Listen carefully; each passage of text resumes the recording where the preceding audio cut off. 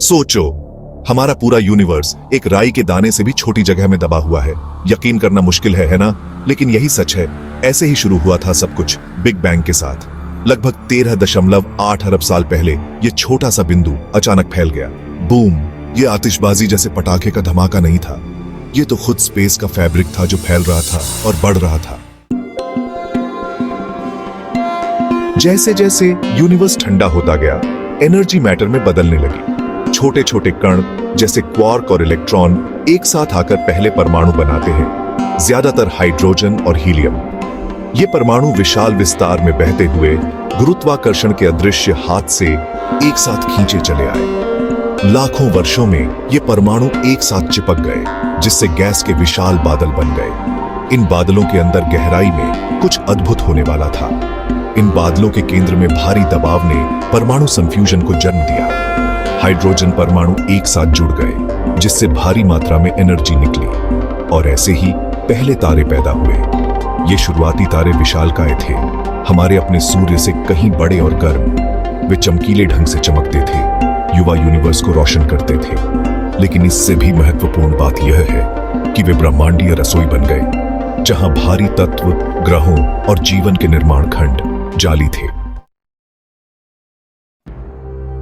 तारे अलग-थलग पैदा नहीं हुए। गुरुत्वाकर्षण अपना जादू बिखेरता रहा, उन्हें आकाश गंगाओं नामक विशाल संग्रहों में एक साथ खींचता रहा। हमारी अपनी आकाश गंगा मिल्की वे अरबों खरबों सितारों का ऐसा ही एक संग्रह है। एक विशाल ब्रह्मांडीय डांस फ्लोर की कल्पना करो, जिसमें तारे जटिल पैटर्न में घूमते और घूमते रहते हैं। लेकिन यूनिवर्स अभी खत्म नहीं हुआ था। स्वयं आकाश गंगाएं एक साथ गुच्छित हो गईं, जिससे सुपर क्लस्टर नामक विशाल संरचनाएं बन गईं। ये सुपर क्लस्टर गैस और आकाश गंगाओं के तंतुओं से जुड़े हुए हैं, जो एक विशाल ब्रह्मांडीय वेब बनाते हैं, जो पूरे अवलोकनीय ब्रह्मांड में फैला हुआ है। यह जटिल वेब गुरुत्वाकर्षण की अविश्वसनीय शक्ति का एक प्रमाण है, जो ब्रह्मांड को सबसे बड़े पैमाने पर आकार देता है।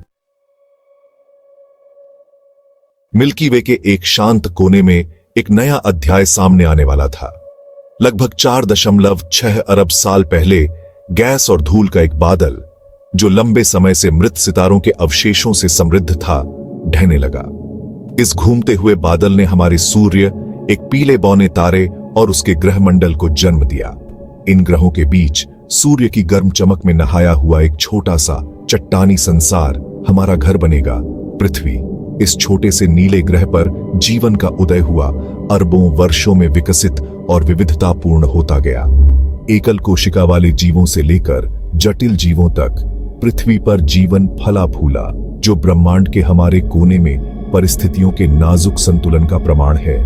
हम मनुष्य इस लंबी और उल्लेखनीय यात्रा का एक उत्पाद है। हमारा अस्तित्व स्वयं ब्रह्मांड के इतिहास के साथ जुड़ा हुआ है।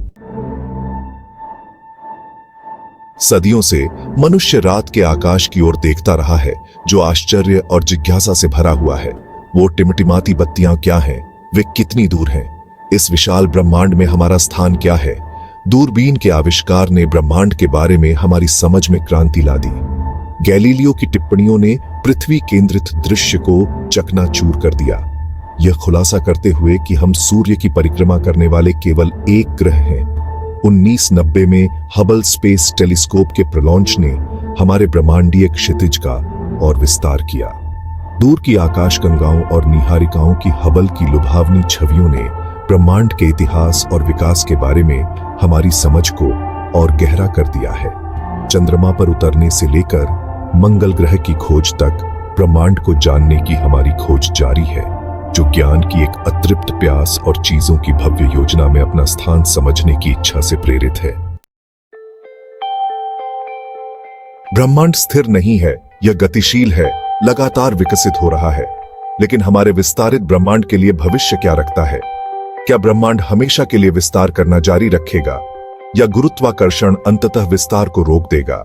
डार्क मैटर और डार्क एनर्जी ब्रह्मांड के अंतिम भाग्य को समझने की कुंजी रखती है। ब्रह्मांड अपनी भव्यता और रहस्य में हमारी कल्पना को मोहित करना जारी रखता है। यह एक कहानी है जो अभी भी लिखी जा रही है, और हम इसका हिस्सा हैं।